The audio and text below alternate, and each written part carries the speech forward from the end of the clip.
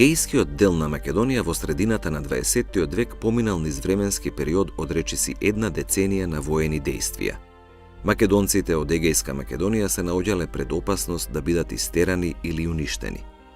Борбата што македонскиот народ во Егејска Македонија ја водел била борба за опстој, но во исто време и борба за слобода. По окупацијата на Грција во 1941, територијата на Егејска Македонија била поделена на 3 окупациони зони. Источниот дел на Егејска Македонија потпаднал под бугарска власт, централниот дел со градот Солун потпаднал под германска власт, додека западниот дел бил окупиран од страна на Италија. Уште во 1941 година македонското национално ослободително движење во Егејска Македонија се консолидирало и започнало борба против новата окупација. Летото 1941 година биле формирани неколку партизански групи во Нигрицко, Кукушко и во Драмско. Како воено-политички сојузник, македонците се определиле за Комунистичката партија на Грција и подоцна ЕЛАС, кои декларирале дека ќе се борат за ослободувањето на Грција од тројната окупација и дека потоа ќе им дозволат нивно самоопределување. Како резултат на заедничката соработка, во септември 1941 година во источниот дел на Егејска Македонија било организирано Драмското востание во содејство на македонски востаници и грци по националност кои биле припадници или членови на Комунистичката партија на Грција. Со својата организаторска активност кај македонскиот народ во Егејска Македонија во временскиот период од 1941 до 1943 година се истакнале македонските дејци Трифун Хаџијанов во Воденско и Лазо Трповски во Костурско и Леринско. Во средината на април 1942 година била формирана и прва партизанска група во Костурско со командант Наум Пејов и комесар Коста Трповски. Во април 1942 година била формирана Македонската антифашистичка организација во Воденско, на чие чело застанал Вангел Ајановски Оче. По иницијатива на Лазо Трповски бил формиран македонски партизански одред во Костурско, а во февруари 1943 година бил формиран и Леринскиот партизански одред Вич. Во септември 1943 бил формиран партизанскиот одред Лазо Трповски, кој го добил името по легендарниот македонски воено-политички раководител од Егејска Македонија по неговата трагична погибија. Овој, но и другите македонски партизански одреди во пролетта 1944 година бил расформиран како резултат на лицемерната политика на Комунистичката партија на Грција по однос на македонското прашање. Од огромно значење за дефинирање на македонската борба во Егејска Македонија било создавањето на Славјано-Македонскиот народно-ослободителен фронт во Костурско и Леринско, како политички сегмент, и Славјано-Македонската народно-ослободителна војска, како воен дел. СНОВ бил формиран по преговорите помеѓу македонските воено-политички раководства од Егејска Македонија и Македонското биро на Комунистичката партија на Грција. Основачката конференција на СНОВ за Костурско се одржала на 20 октомври 1943 во селото Дмбени и на 26 и 27 декември 1943 во селото Белкамен за Леринско. Политичката програма на СНОВ истакнувала повеќе барања на македонското национално ослободително движење. Прво, заедничка борба на македонскиот и грчкиот народ во Егејска Македонија до целосното ослободување на земјата од фашистичките окупатори. Второ, мобилизирање на македонскиот народ во единиците на Грчката национално ослободителна војска, ЕЛАС. Трето, политичка и вооружена борба против приврзаниците на Ванчо Михајлов. И четврто, македонскиот народ во Егејска Македонија да ги оствари своите национални права врз база на принципите прокламирани во Атлантската повелба од 1941 година и другите документи на сојузниците од антихитлеровската коалиција за самоопределување на народите. За да дојде до остварување на ваквите барања на македонците во Егејска Македонија, се наметнувала потребата од создавање на единствена организација на целата нејзина територија. За таа цел бил одржан состанок на двете окружни организации на СНОВ во селото Црновишта, Костурско, на 28 февруари 1944 година. Меѓутоа, веднаш дошле до израз несогласувањата по однос на целите на СНОВ од страна на окружните организации. Костурските раководители на СНОВ го застапувале гледиштето дека Грција, по примерот на Југославија, треба да се организира на федеративен принцип и да биде составена од две републики – Народна република Грција и Народна република Егејска Македонија.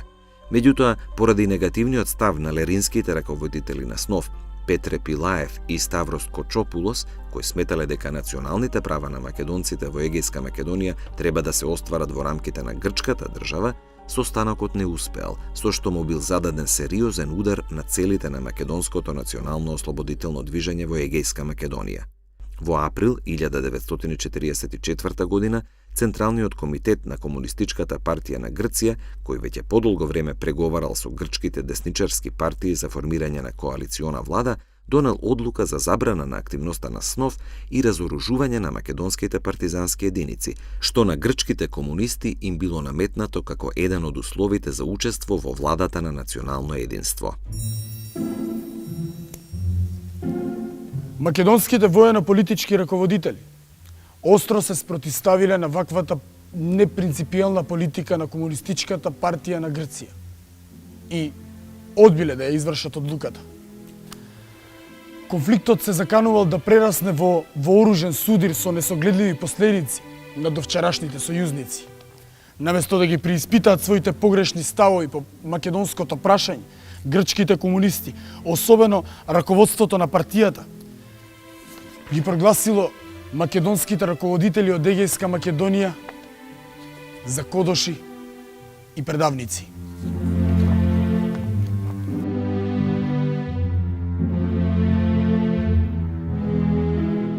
Поради ваквата шовинистичка и лицемерна политика на раководството на Комунистичката партија на Грција, а и пред опасноста од меѓусебни крвопроливања, македонските воено-политички раководители решиле партизанските единици да се префрлат на територијата на Вардарска Македонија. Во ноември 1944 година од двата батальона во Битола била формирана првата Егејска бригада со командант Илија Димовски Гоце и политички комесар Михаил Керамитчиев. Бригадата учествувала во завршните борби за ослободување на Народна република Македонија, особено во незиниот западен дел против балистичките вооружени формации. Во октомври 1944 година македонските воено-политички раководители од Егејска Македонија ја формирале политичката комисија на македонците од Грција.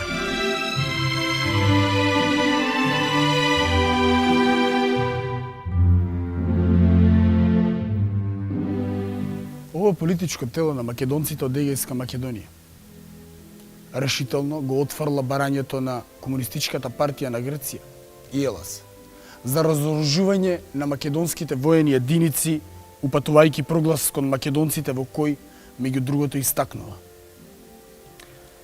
ќе го предадеме нашето оружје само тогаш кога ќе заврши нашата трагедија, кога ќе биде уништен фашизмот. Нека знае целиот свет. Се додека не се ослободиме, нема да го предадеме оружјето. Затоа, браќа, треба да дојдете, бидејќи овие денови се решавачки за нашата историја, за нашиот народ. Дигнете се, оти дојде часот за слобода. Дојдете сите и фатени за рака, ќе им докажеме на нашите непријатели дека не можат да не делат без наша волја. Изгрева сонцето на слободата и над нашата измачена Македонија.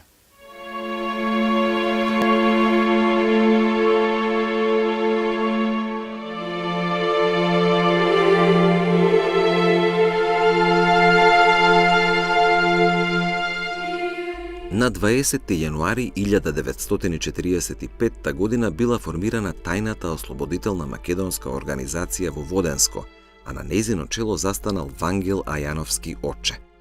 Организацијата била создадена во време кога се случила англиската воена интервенција во Грција. Во своето 3-месечно постоење, ТОМО се залагала за национална рамноправност на македонците во Грција и заедничка борба со антифашистичките сили против странската интервенција. Оваа македонска организација во Егејска Македонија била поставена на строго конспиративна основа и била прогонувана дури и од Комунистичката партија на Грција и од ЕЛАС. По повлекувањето на германските воени сили во октомври 1944 година и во услови кога се надзирал крајот на Втората светска војна, борбените действија во Егејска Македонија под грчка власт не престанале.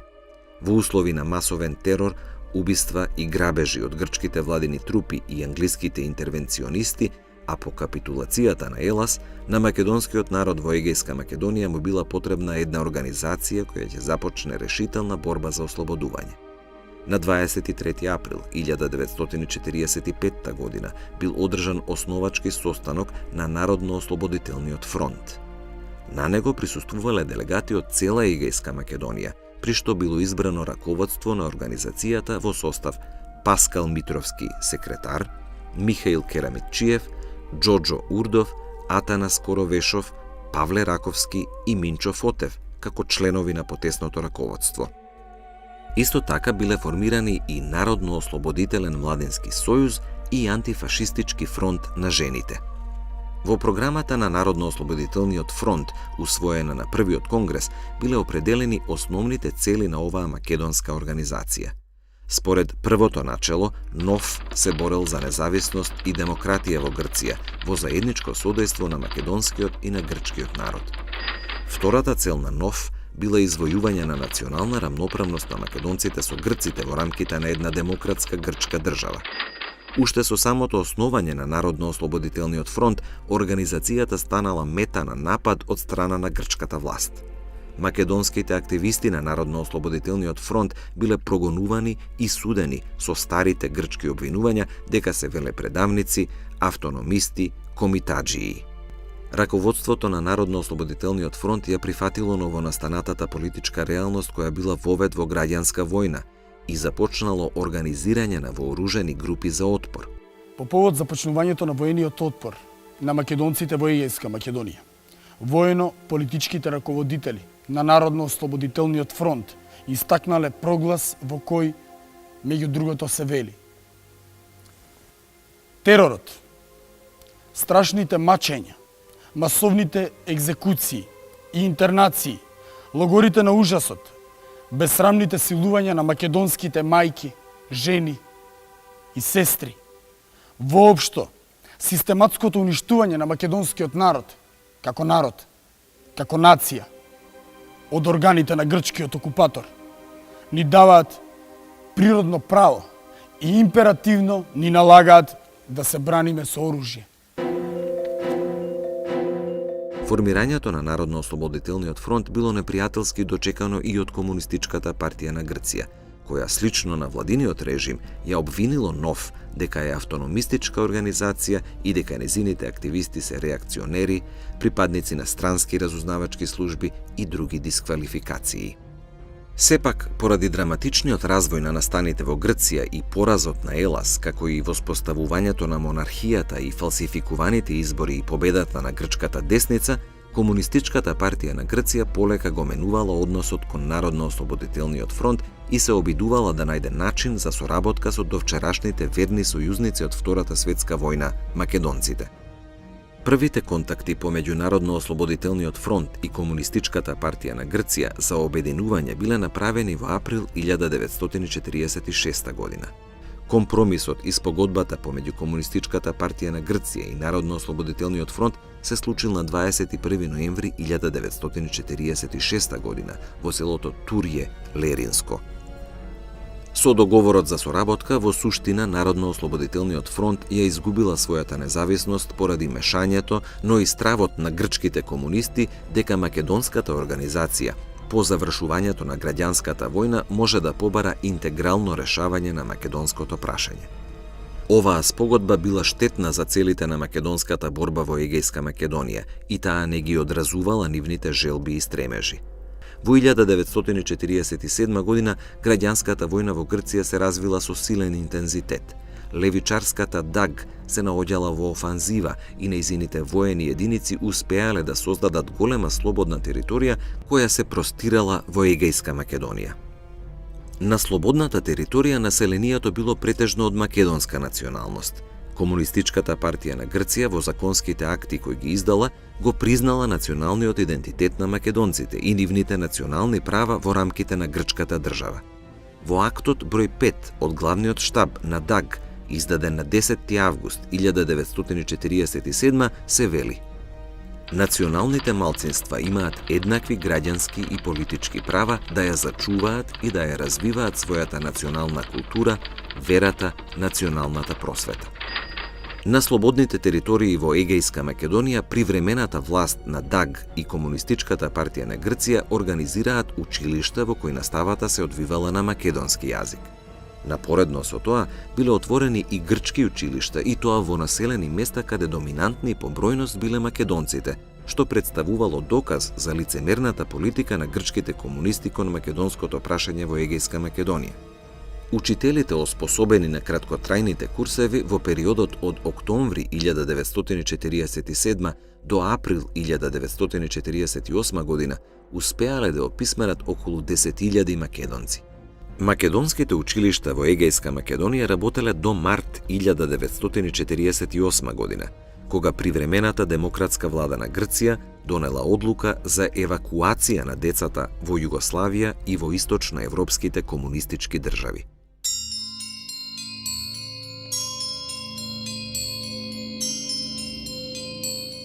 Во 1948 година граѓанската војна во Грција се наоѓала на пресвртница.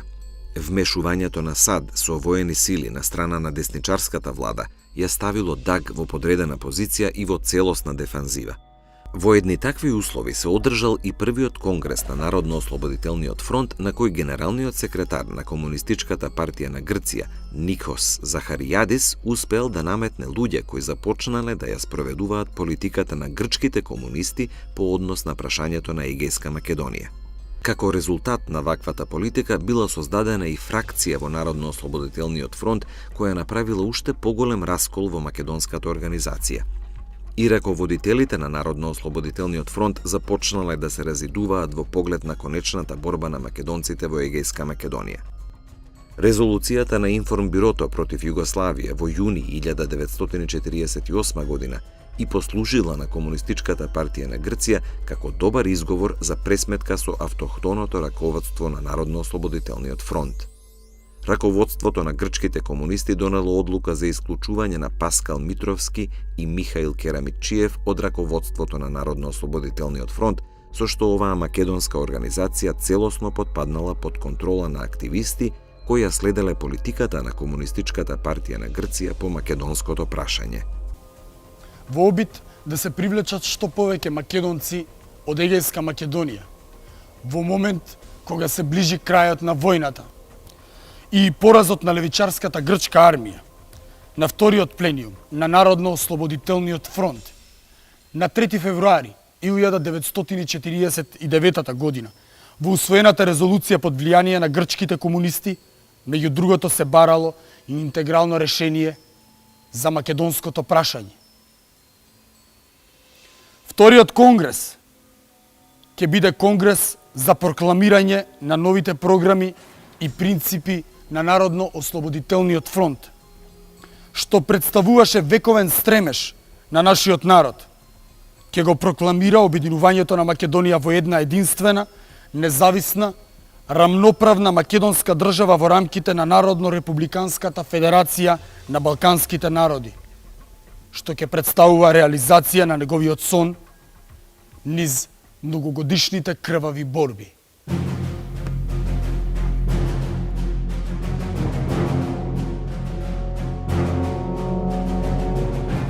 Во 1948 година започнале последните прегрупирања на спротивставените страни во граѓанската војна пред предстојните решавачки битки кои се случиле на планините Вичо и Грамос.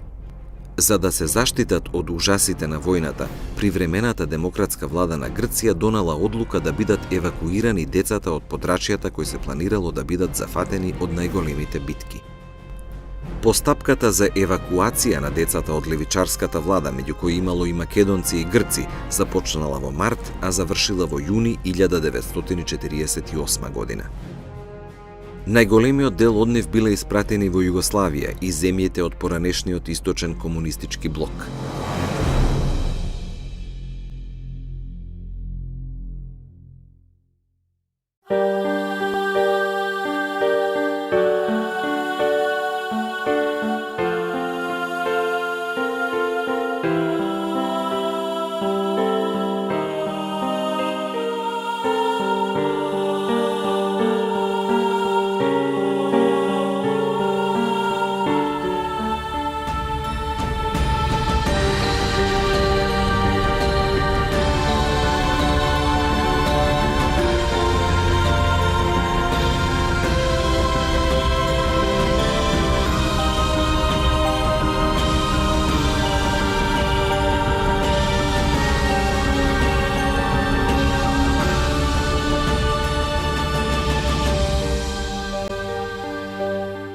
Во 1949 година, за време на завршните битки од војната, ДАГ, поради недостатокот на борци, започнала да регрутира борци од редот на овие малолетни деца бегалци, кои биле на 12 и 13 годишна возраст, а биле избирани не според годините, туку според висината. На овој нечовечки и нехуман гест реагирале голем број македонски мајки од Егејска Македонија, особено од Костурско, кои и писмено се обратиле до раководството на Комунистичката партија на Грција и ДАГ да не ги испраќа нивните деца на фронтот и да ги врати кај родителите. Под притисок на меѓународната заедница и на родителите на овие деца, раководството на ДАГ се откажало од овој бесмислен потег. Во март 1949 година бил одржан вториот конгрес на Народно-ослободителниот фронт, кој со своите решенија и одлуки во услови на инфериорна позиција на ДАГ немал некое големо значење за развојот на Народно-ослободителната војна на македонскиот народ во Егејска Македонија. Од Конгресот бил упатен проглас до македонскиот народ да ја продолжи борбата против грчкиот монархофашизам до конечната победа. За да се создаде впечаток дека Комунистичката партија на Грција ја поддржува борбата на македонскиот народ за слобода, во април 1949 година Паскал Митровски бил назначен за министер во привремената демократска влада на Грција, што повеќе имало символично значење отколку некаква суштинска промена во ставовите кон македонците од Егејска Македонија. По поразот на единиците на ДАГ, воено-политичките раководители на Народно-ослободителниот фронт се повлекле на територијата на Албанија. За да се оправда поразот на ДАГ, под влијание на генералниот секретар на Комунистичката партија на Грција, Никос Захаријадис, на 3 октомври 1949 година албанските власти ги уапсиле Паскал Митровски, Павле Раковски, Минчо Фотев, Евдокија Балева Вера, Уранија Пировска, Ташо Хаджијанов, Ламбро Чолаков, Христо Коленцов Кокинос, Лазо Поплазаров и Темистокли Зиовски, сите активисти во раководството на Народно-ослободителниот фронт.